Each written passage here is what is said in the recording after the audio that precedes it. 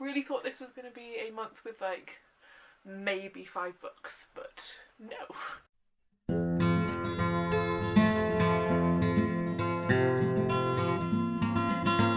Hi everybody, it's Jade, and today I'm going to be talking about the books that I read in the month of April. So I somehow managed to read 10 books in the month of April. Did not see that coming, thought this was going to be quite a slow month, and not sure if the stressing myself out about it being a slow month meant that I then read more, which, like, might not be the best relationship with books that I've had, and I need to, like, work on that, but anyway. Okay, none of the books that I read in April were actually audiobooks. I did start a couple of audiobooks, but didn't finish them in the month of April. Stuff happened, I wasn't really commuting to work as much as normal, which meant that I just wasn't listening to audiobooks. So we won't do the audiobooks first and then physical books because I don't have any of those. So we're just going to go in the order that I read them in. The first book I read was Earthlings by Sayaka Morata. This was a library book, which is why I don't have a physical copy in here. So Sayaka is also the person that wrote Convenience Store Woman, which I haven't read, which was the one I wanted to read first, actually, but my library didn't have it, so I was like, okay, well, I want to see what this author is like. I will pick up Earthlings. I gave this a 2-star. I think, literally, if I pick up my review on Goodreads, all I wrote was not entirely sure what I just read. And I stand by that. I don't know if it was the translation wasn't, like, great, maybe, but I didn't super appreciate the writing style. I thought it was quite simple, but not in a good way. Sometimes a simple writing style is nice, but this just felt a bit juvenile, almost. It was, I think, attempting to tackle some difficult topics and then went just balls to the wall insane in a direction I did not expect, and I don't know if it was because I wasn't expecting it to take this weird turn mixed with the fact that it wasn't written very well that I was just like, I am not about this. But to give you, I don't know, some context without spoilers, Earthlings is about a young girl who doesn't feel particularly like she fits in with the world, and she believes that she's been visited by aliens and that they have bestowed on her magical powers, and then you find out later that this is actually a coping mechanism that she has come up with because of some stuff that she is going through that was awful. And then so I was like, okay, I'm getting this concept, I understand where we're going, like a kind of magical realism, but it's all in her head coping mechanism for the brutality that she has experienced. And then literally the second half just was like, what?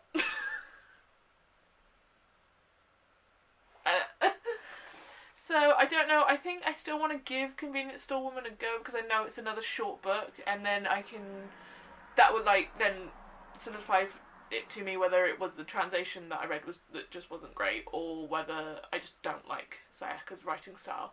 We will find out. The next book I read was another book that I borrowed from a friend, the same friend that lent me My Best Friend's Exorcism, and this was Secret Santa by Andrew Schaefer. She lent it to me because it was from the same publishing house as My Best Friend's Exorcism. I used this for the Pop Sugar prompt of a book set during a holiday, set during the Christmas season. This was, what did I give this? I gave this a 3-star. This was a very by the book, pardon the pun, horror book, which I think is what this publishing house does. And whereas with Grady Hendrix's writing, I enjoy the fact that it is very B horror movie kind of stuff. This just, I enjoyed it, but that's all I can say. It wasn't great, it wasn't terrible. Basically, like Krampus meets Chucky kind of thing, which, like, I think maybe if it was in a movie form I'd enjoy it more, but I don't think there was enough going on for it to, like, stick with me as being like a good horror book.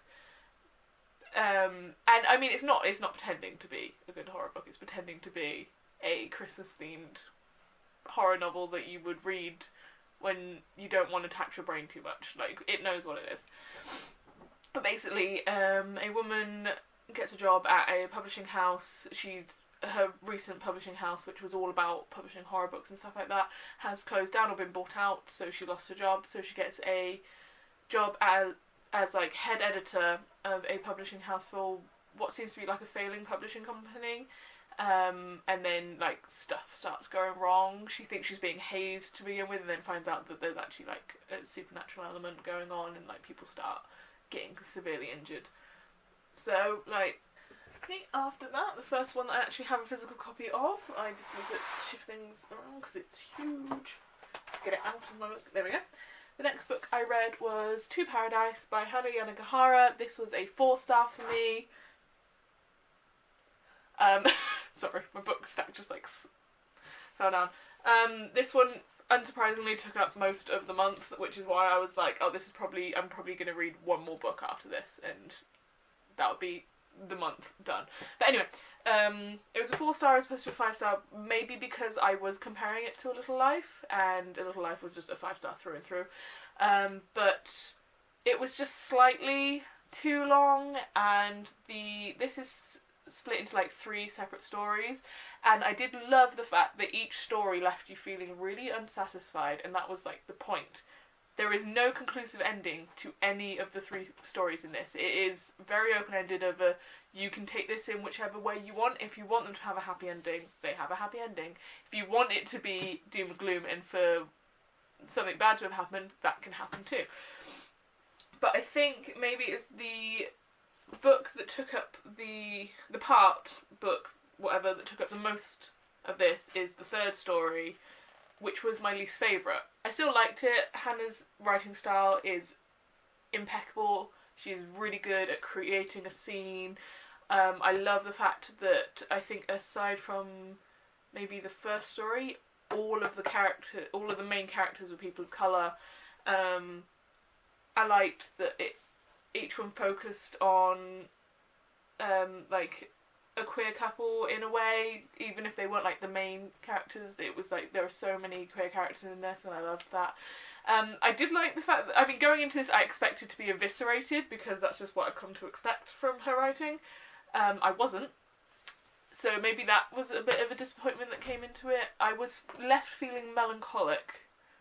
Like there was a deep dissatisfaction in me, which I'm pretty sure was meant, because like I said, not a single one of these stories gave you a satisfactory resolution.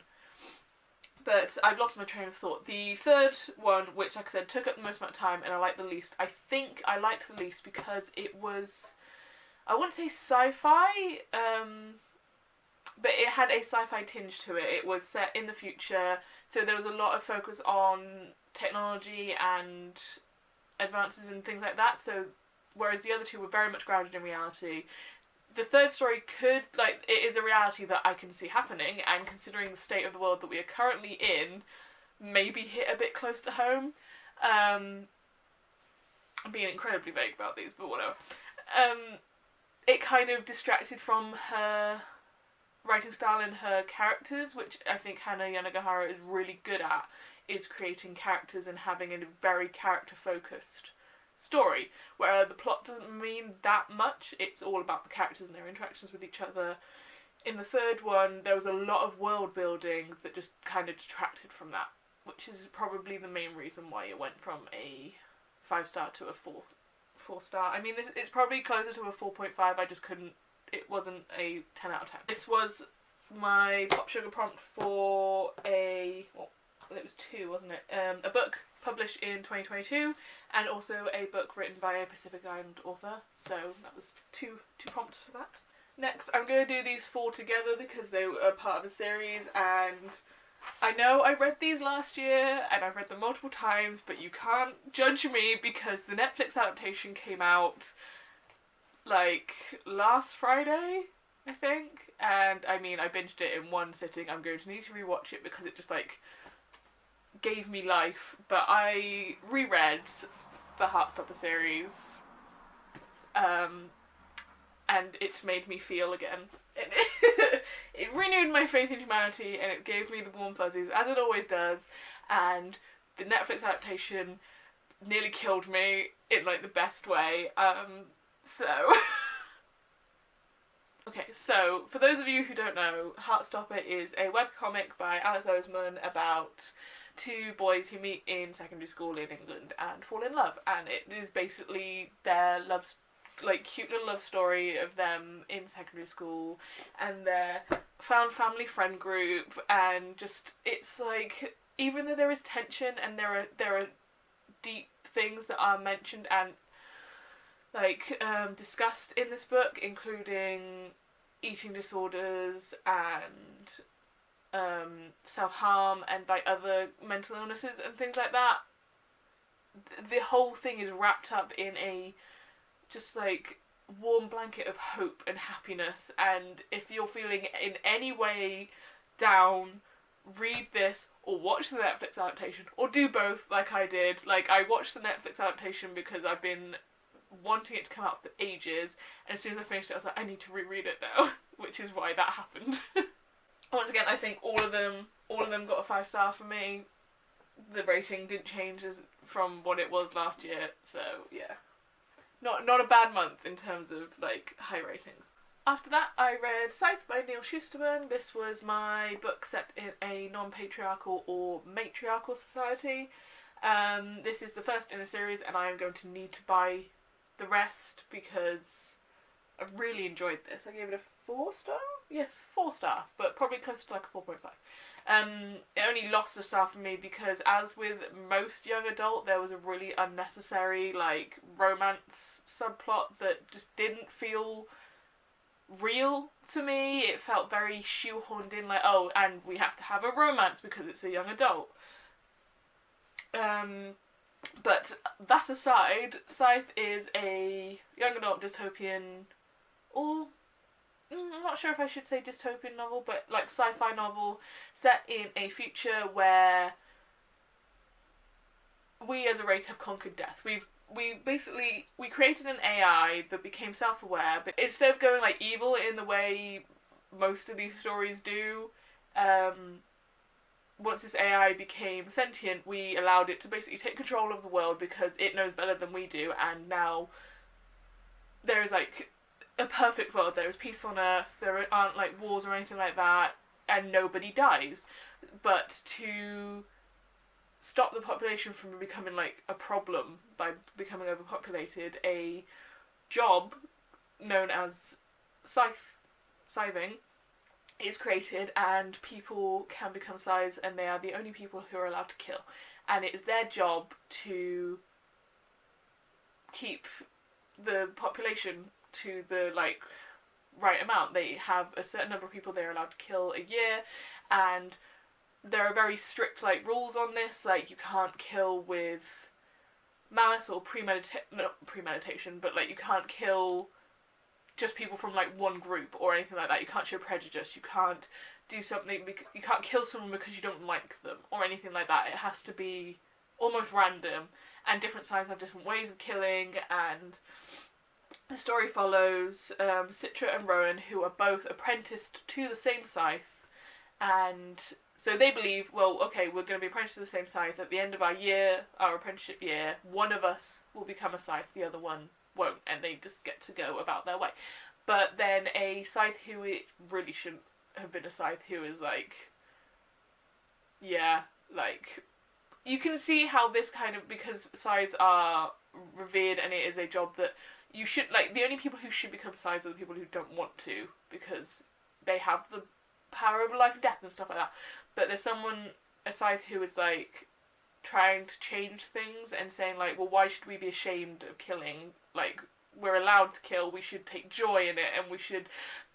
But then it's getting worse and worse. We shouldn't have a limit on who, how many people we should be allowed to kill, and we should be revered, but to a godhood kind of level. Says you're not allowed 2 apprentices. So what I say is that fine, keep your 2 apprentices, but at the end, when you promote one of them to a scythe, their first act has to be to kill the other one. which then, like, obviously sets off, like, alarm bells and everything like that, and then, yeah, so it's, like, discovering corruption, whilst also trying to decide if they want to continue within this, and, like, see, I still maintain that Rowan and Citra just have, like, a friendship, because they don't know each other well enough for it to be, like, I don't know, it just didn't feel organic, the, like, romance between them.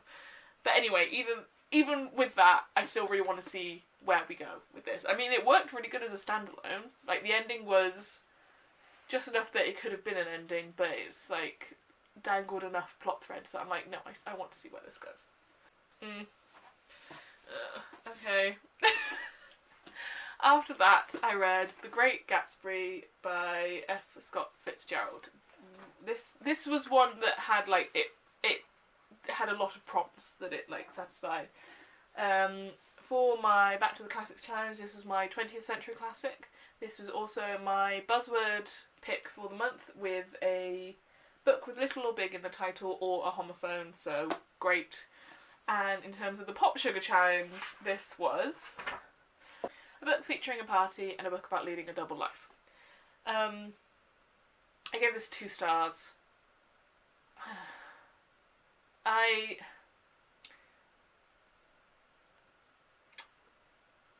really like the Baz Luhrmann movie version of this, and everything in that movie that is, like, charming and over the top and, like, just really fun to watch is clearly something that Baz Luhrmann has put in there, because all I felt about this book was that it was insipid, it was dull, and I find it really, really hard to sympathise with the problems of the 1%.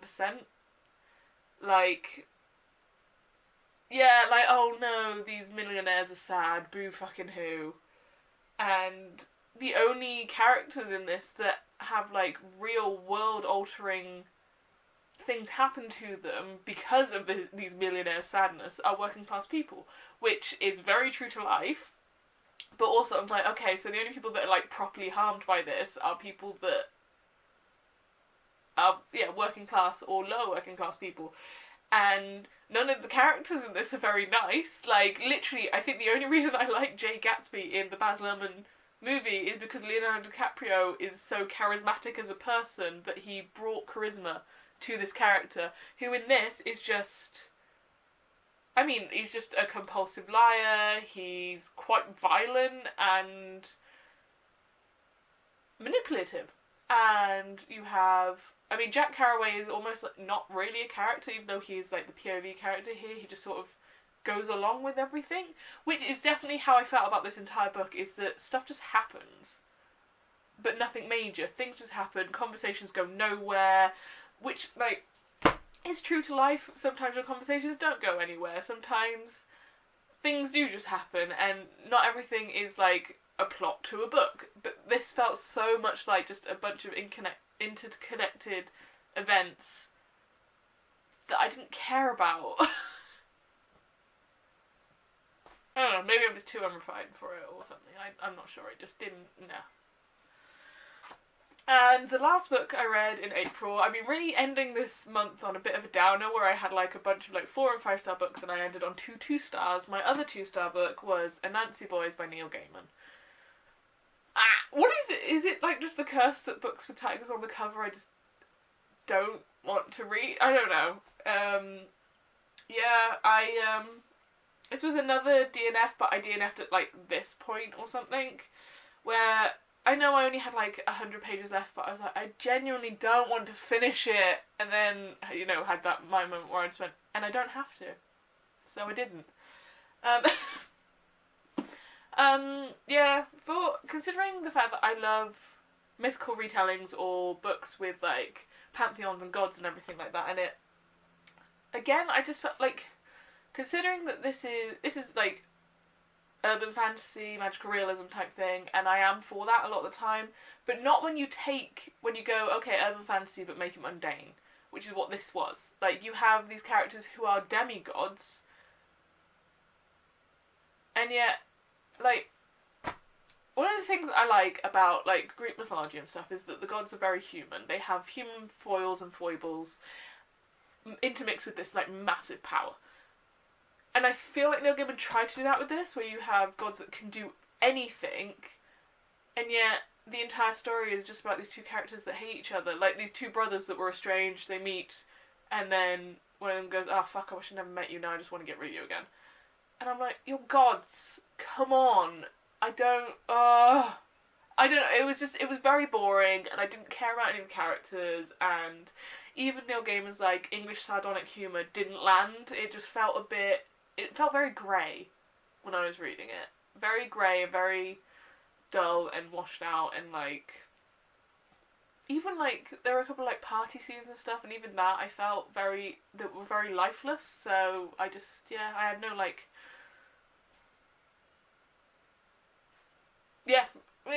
no energy to finish it. So I was like, there are other books that I want to read more than this right now, so I'm going to stop. Yeah.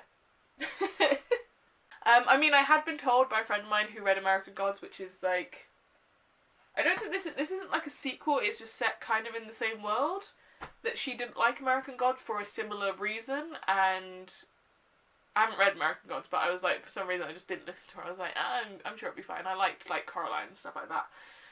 So I'll give it a go. But yes, sorry Lauren, I agree with you now. I'm not going to read American Gods if it's anything like that. So those were all the books I read in April. Have you read any of the books on that list? Did you like them? Did you hate them? Do you agree with me? Do you vehemently disagree with me? Let me know in the comments below. Just, keep it civil and respect each other's opinions and stuff like that. If you enjoyed this video, maybe consider giving it a like and maybe subscribe if you want to see more types of videos that I've done. And as always, be kind to yourself and be kind to others, and I will see you in the next video. Bye.